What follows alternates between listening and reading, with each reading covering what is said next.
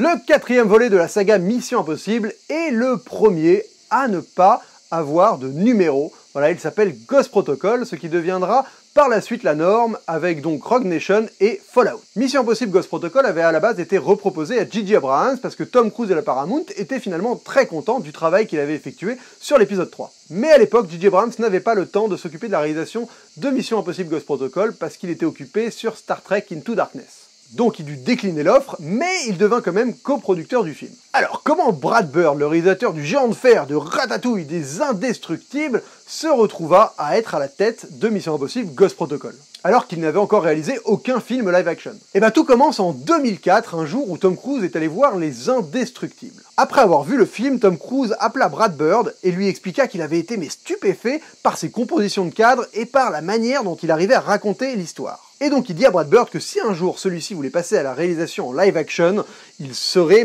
plus qu'intéressé par être mis en scène par Brad Bird. L'histoire s'arrêta là, jusqu'en 2010, où un jour, Brad Bird reçut un texto de J.J. Abrams. Alors ils se connaissaient bien parce qu'ils avaient le même agent, et c'était un texto assez mystérieux qui disait juste « Mission ».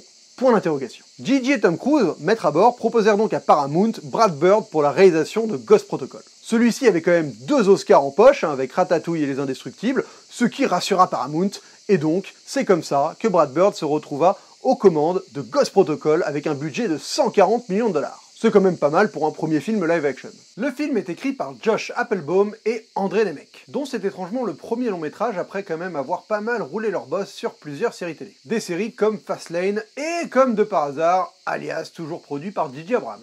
Par la suite, ils écriveront le plus que moyen Tortue Ninja, produit par Michael Bay, et surtout ils écriveront le plus que catastrophique Ninja Turtle 2, toujours produit par Michael Bay.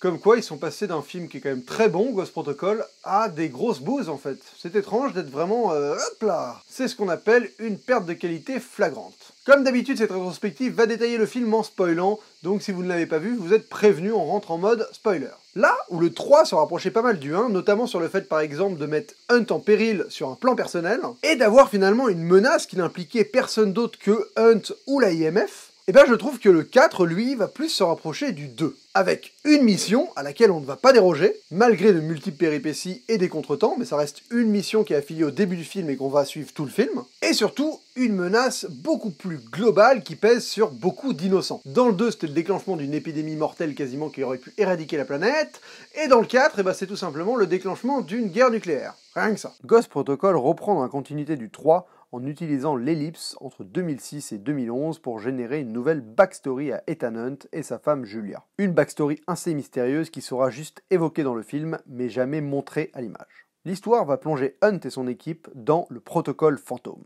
C'est-à-dire qu'ils se retrouvent seuls, sans l'aide de leur agence, alors qu'ils tentent d'empêcher un certain Hendrix d'obtenir des codes de lancement nucléaire pour provoquer une guerre atomique. On peut pas lui reprocher son manque d'ambition. Le film débute avec un visage qui ne manquera pas de filer un coup de nostalgie aux fans de Lost. Ce visage, c'est celui de Josh Holloway, qui jouait donc l'inoubliable et le charismatique Sawyer, et ça fait plaisir de le revoir. On le revoit pincer, Josh Holloway. Là, il interprète furtivement un agent de la IMF qui, malgré ses super gadgets, comme ce super matelas d'amortissage de chute gonflable portatif, va se faire immédiatement dézinguer par l'assassine Sabine Moreau, interprétée par Léa Seydoux.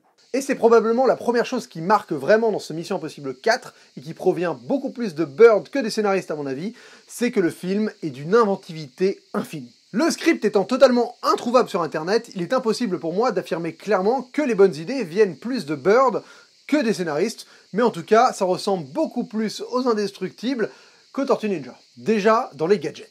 Car à part les masques, la saga était plutôt sobre sur les gadgets. Le 1 était probablement le plus chargé en gadgets. Mais c'est peut-être le temps qui parle, en tout cas aujourd'hui ils paraissent vraiment anecdotiques. Certes, il y a les lunettes caméra qui sont probablement le plus marquant, mais sinon, les autres sont totalement oubliables et surtout à peine exploités. On a rapidement un tournevis magnétique qu'on distingue à peine, et un stylo seringue qui ressemble quasiment à un jouet acheté dans un magasin de farce et attrape. Dans le 2, c'est le néant, il y a juste 0 gadget, rien, walou. Et dans le 3, à part ce super miroir appareil photo qui permet de fabriquer un masque, le reste sont majoritairement des armes, comme les bombes magnétiques qui se collent au mur. Là, c'est réellement la foire de Paris et on aurait quasiment un gagnant du concours Lépine à chaque séquence. On a le matelas dont je vous ai parlé qui permet de sauter d'un immeuble et évidemment de ne pas s'écraser par terre comme une grosse merde. On a les gants qui se collent aux parois pour faire un peu comme Spider-Man. même si c'est pas hyper fiable, hein, faut faire attention quand même. On a ce super gadget pour reconstituer un couloir vide, alors ça c'est vraiment un des gadgets les plus inventifs du film, qui marche d'ailleurs avec un iPad, hein, merci le placement de produit. En tout cas ce gadget, aussi bizarre paraît-il, on arrive totalement à y croire. Et ce, par le fait par exemple que quand deux agents arrivent dans la même pièce, le gadget commence à mal fonctionner parce que voilà, le système de parallaxe ne fonctionne plus. Et ça c'est un petit détail qui apporte une crédibilité à un objet totalement fictif. Et ça, c'est très fort. Et le plus saugrenu, c'est peut-être la côte de maille couplée avec un robot magnétique qui va permettre à Brent de se déplacer dans un tunnel sans tousser le sol. Alors là, c'est quand même vraiment tiré par les cheveux que les mecs aient ça dans leur panoplie. Mais écoutez, dans le film, ça passe totalement crème, on se pose même pas la question de la crédibilité de ce gadget. Et la palme du gadget le plus rustique et le plus burlesque revient au costume de Benji avec un faux bras qui lui permet de voler discrètement des diamants. Alors heureusement, c'est pas utilisé de manière grotesque, hein, parce que avec 3 bras et Simon Pegg, on aurait pu avoir peur. Par l'accumulation de gadgets un peu farfelus mais qui restent totalement crédibles, la saga prend un virage un peu plus léger. Et ça se ressent sur le ton global du film en fait. On est en 2011 et il faut savoir que le raz-de-marée Avengers n'a pas encore totalement modifié le cinéma hollywoodien. Donc certes, les films Marvel marchent depuis 2008, mais vu que le film est tourné en 2010, il n'y avait pas encore cet esprit Marvel qui était vraiment présent, et donc Mission Impossible Ghost Protocol ne peut pas s'inspirer de l'esprit Marvel. Et pourtant, il est impossible de ne pas voir un humour similaire entre Ghost Protocol et le fameux humour Marvel. Je pense que cet humour vient principalement en fait de Brad Bird, qui avant de faire Ghost Protocol, était donc un réalisateur chez Pixar. Pixar, ils ont toujours eu finalement cette espèce d'humour qu'on affuble un peu maintenant à Marvel, parce qu'ils ont toujours eu besoin de contenter à la fois les adultes et les enfants, et donc de réussir à jouer sur des ruptures de ton. Ce film-là m'a fait penser que est-ce que l'humour Marvel en fait ne viendrait pas de Pixar tout simplement. Il y a toujours une volonté d'alléger les séquences les plus tendues par des traits d'humour, souvent d'ailleurs visuels, et que je trouve vraiment très bien sentis, en tout cas dans Ghost Protocol, et dans tous les Pixar aussi. Dans ce film, on a par exemple le gant magnétique qui vient narguer Hunt sur la tour dans un moment qui est supposé être hyper tendu. Le gant revient pour faire une blague, et ça ne gâche pas l'action, mais ça apporte un trait d'humour, un décalage, quelque chose de plus léger. On a par exemple aussi les étirements totalement ridicules de Brent, juste avant de sauter dans le ventilateur.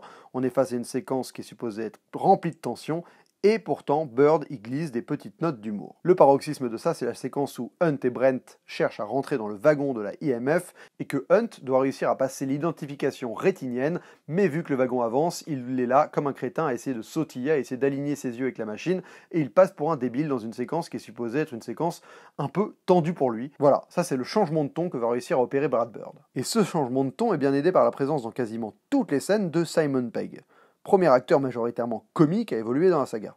Il joue énormément du contraste entre son personnage pas du tout sûr de lui et Ethan Hunt qui lui par contre est toujours sûr de lui. Et cette relation arrive à ne jamais être agaçante, ce qui est vraiment rare avec ce genre de dynamique. Quelle qu'en soit l'origine ou la raison de cette présence d'un humour dans les Missions Impossibles, le film est finalement symptomatique de l'époque qui va suivre. Cette époque actuelle où tous les blockbusters se sentent obligés de désamorcer leur moment dramatique par un trait d'humour. C'est probablement histoire d'éviter le premier degré qui pourrait être, on va dire, tourné en dérision par nous, cyniques spectateurs. On a toujours besoin de décalage maintenant, c'est impossible de faire autrement. Mais au moins dans Ghost Protocol, ça a vraiment le mérite de fonctionner du tonnerre.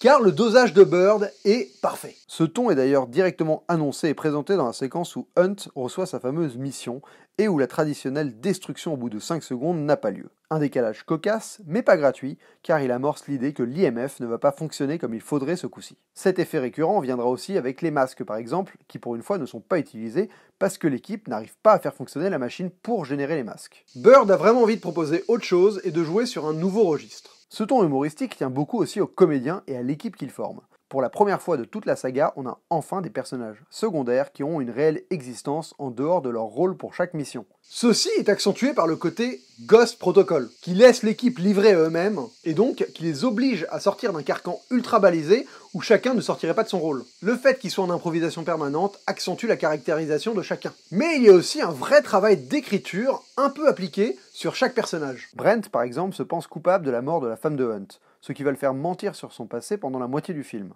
Jane, elle, a un besoin de vengeance sur Sabine Moreau, car Sabine Moreau a tué l'homme qu'elle aimait, et Benji, lui, effectue sa première mission sur le terrain. Donc pour la première fois de la saga, chaque personnage a au moins un passif, a quelque chose à défendre, en plus d'être juste quelqu'un qui va aider Ethan Hunt dans sa mission. Tout ceci permet enfin à Ethan Hunt de ne pas effectuer un one-man show. Et ça aide beaucoup à rythmer le film. Même si Hunt garde évidemment la majorité des actes de bravoure, qui pour le coup les actes de bravoure sont vraiment à l'image des autres films de Brad Bird, d'une inventivité énorme. Il y a une capacité chez Brad Bird à exploiter ces situations, ces décors, pour en tirer le maximum et décupler à la fois le spectaculaire, mais aussi provoquer vraiment du fun à chaque instant. Il y a vraiment du ludisme dans la mise en scène de Bird. Il y a une forme d'amusement, de légèreté qui rend tout ce qui se passe à l'image totalement jouissif. On sent que le mec s'éclate à trouver des idées à chaque seconde. Le mec part d'une situation et arrive à l'exploiter jusqu'à l'os. Chez Bird, une séquence est toujours jalonnée de plein de détails qui font que l'intérêt du spectateur ne descend jamais.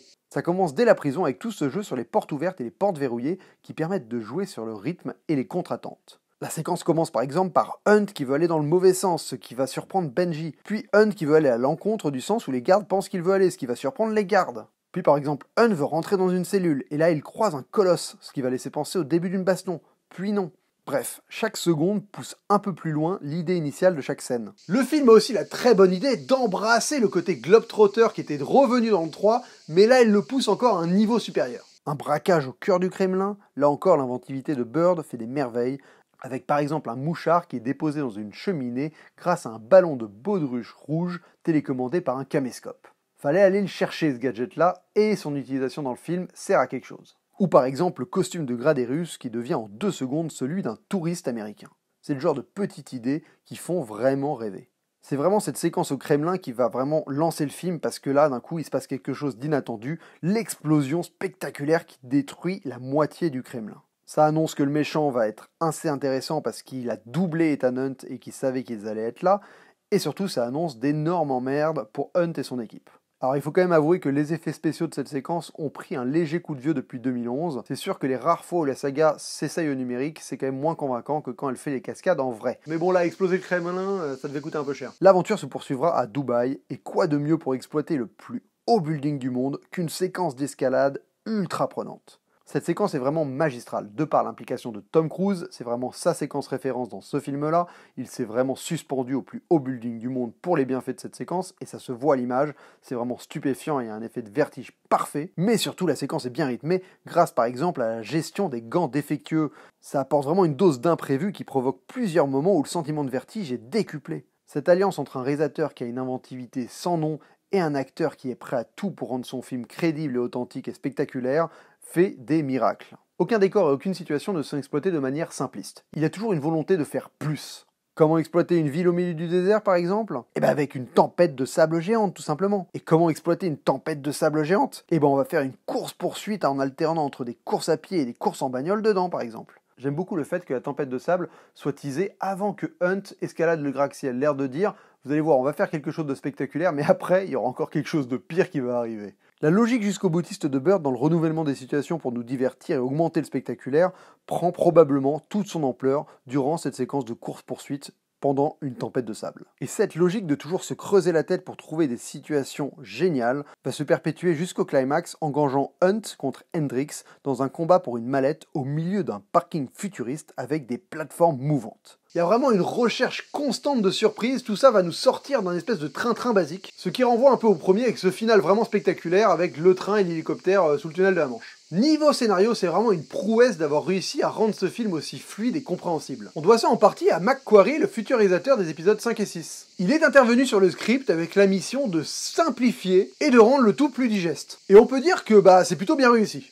Car certes, il peut y avoir un peu de confusion par exemple sur les appareils et le procédé pour réussir à lancer son fameux missile nucléaire. J'avoue que là, j'ai par moments été un tout petit peu perdu. Le tout évolue quand même d'une manière assez didactique qui fait qu'on se pose jamais une question inutile à un moment et qu'on reste concentré sur les péripéties de nos personnages. Seule l'inclusion du personnage de Bogdan perturbe un peu. Tant cela paraît être une facilité scénaristique, Hunt le sauve au début sans raison apparente pour l'utiliser comme de par hasard par la suite. Alors ceci est justifié tardivement par le fait qu'en fait la mission de Hunt avait commencé avant de se faire emprisonner. Mais le problème c'est que avant d'avoir cette explication, on se demande vraiment qu'est-ce que vient foutre ce russe hyper agaçant là quoi. C'est peut-être la seule question inutile du film qu'on se pose. Elle est justifiée, mais je trouve qu'elle est justifiée trop tardivement. De plus, cette explication vient un tout petit peu rendre incohérent le briefing de mission que Hunt reçoit au début du film.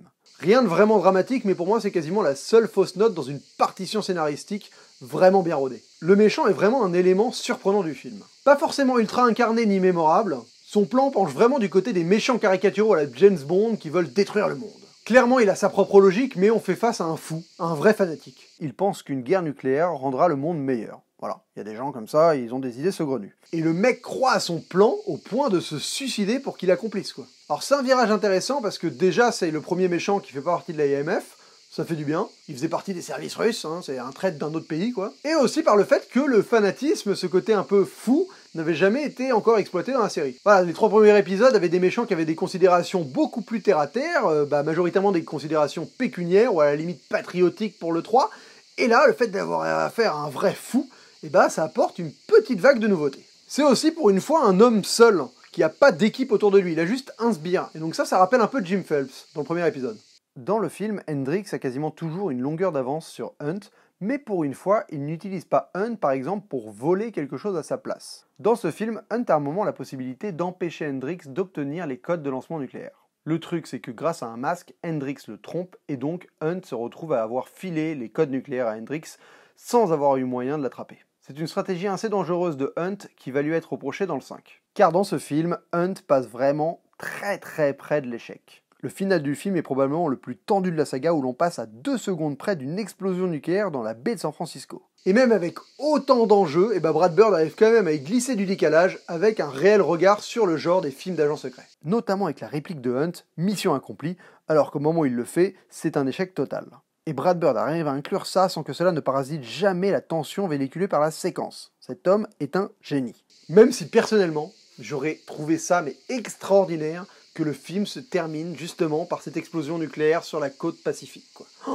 On aurait eu des Missions Impossibles 5 ou 6 dans un monde post-apocalyptique, j'aurais trouvé ça énorme. Dans l'ensemble, Ghost Protocol est le film le plus fun de la franchise, et sûrement le plus divertissant. Brad Bird réussit parfaitement son passage au live action, avec un sens du découpage ultra précis, mais alors jamais tape à l'œil. C'est-à-dire qu'on n'est pas chez John Woo. Ces effets de style sont invisibles, mais apportent beaucoup, comme ce plan où la caméra finit par exemple par prendre la place occupée précédemment par la vitre. Ce plan nous fait changer de perspective, nous mettant d'abord en observateur, puis dans le point de vue de Hunt, cela sans aucune transition. Au niveau de la direction d'acteur, tous les comédiens sont parfaits. On aimerait vraiment retrouver un Jeremy Renner aussi bon, car depuis, c'est plus vraiment ça, malheureusement. Ce film, honnêtement, lui a offert une excellente répétition pour son rôle de Hawkeye dans le MCU, même si à l'époque il avait déjà fait une micro-apparition dans Thor. Par contre, Paula Patton, qui propose vraiment une composition intéressante, entre un côté glamour et un côté brut, ne va malheureusement pas voir sa carrière décoller grâce à son rôle de Jane. Alors certes, elle jouera un orc dans Warcraft,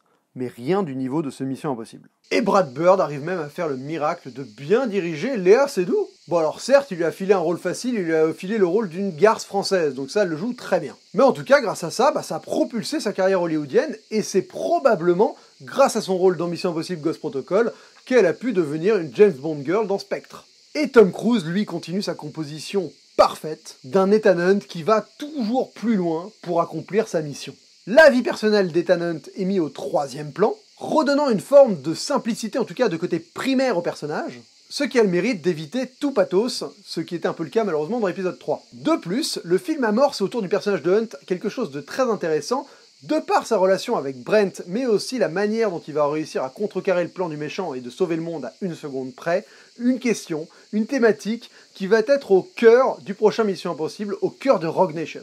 Et cette thématique, c'est est-ce que Hunt ne serait pas en fait un danger parce qu'il est tout simplement totalement fou. Mais ça, ce sera traité dans ma rétrospective sur Rogue Nation juste après. Sinon, son binôme avec Simon Pegg fonctionne vraiment très bien, ce qui franchement n'était pas gagné d'avance. D'ailleurs, Simon Pegg s'introduit parfaitement dans l'équipe, et la dynamique qu'il entretient avec Brent fonctionne parfaitement également. Donc même si avec du recul, et surtout au vu du cinéma hollywoodien de la période actuelle, ce changement de ton de Mission Impossible qui est devenu quelque chose d'un peu plus léger et humoristique, peut porter préjudice au film, principalement car Marvel a sûrement eu raison de ma capacité à apprécier les films qui ont ce ton-là. Mais le film fonctionne quand même parfaitement. Il est rythmé, il est fun, il est spectaculaire, il délivre un vrai divertissement d'espionnage décomplexé, et surtout, en fait, il va donner le là de la génération des blockbusters d'action qui vont suivre, en fait. Donc on peut pas lui reprocher d'avoir ce ton-là, parce qu'à l'époque, c'était pas la norme. On sent que c'est quasiment un précurseur dans ce ton-là. Pour la suite, Brad Bird va laisser sa place à Christopher McQuarrie, qui sera le premier réalisateur à enchaîner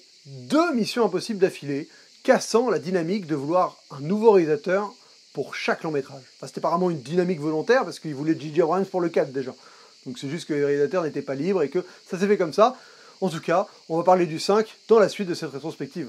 Et d'ailleurs, Ghost Protocol est le premier de toute la saga à teaser le film d'après, car à la fin, on finit sur Ethan Hunt qui reçoit un coup de fil et on entend pour la première fois parler du syndicat, qui va être le grand méchant du 5. Donc je donne à Mission Impossible Ghost Protocol la note de 4 masques sur 5. Voilà, on est sur le même niveau que le 1. Franchement, c'est un énorme film qui est quasiment parfait de bout en long. Écoutez, c'est tout pour cette rétrospective sur Mission Impossible Ghost Protocol. Vous pouvez voir la suite, le dernier épisode de cette rétrospective sur Rogue Nation, qui est quasiment un des meilleurs, vous verrez, ou un des pires peut-être, je tease. Cliquez, vous verrez la suite. Entre-temps, n'hésitez pas à vous abonner à cette chaîne, n'hésitez pas à liker la vidéo, à commenter sur ce que vous pensez de ce Mission Impossible et de la saga en général, à partager, ça c'est important, à partager. Vous pouvez aussi aller sur mon Utip pour aller regarder une pub et faire en sorte que je gagne un tout petit peu de sous grâce à cette vidéo, qui va sûrement être démonétisée avec tous les extraits que j'ai foutus. Voilà, sinon merci à beaucoup de me suivre, on se retrouve très vite pour une prochaine, et d'ici là, bonne toile!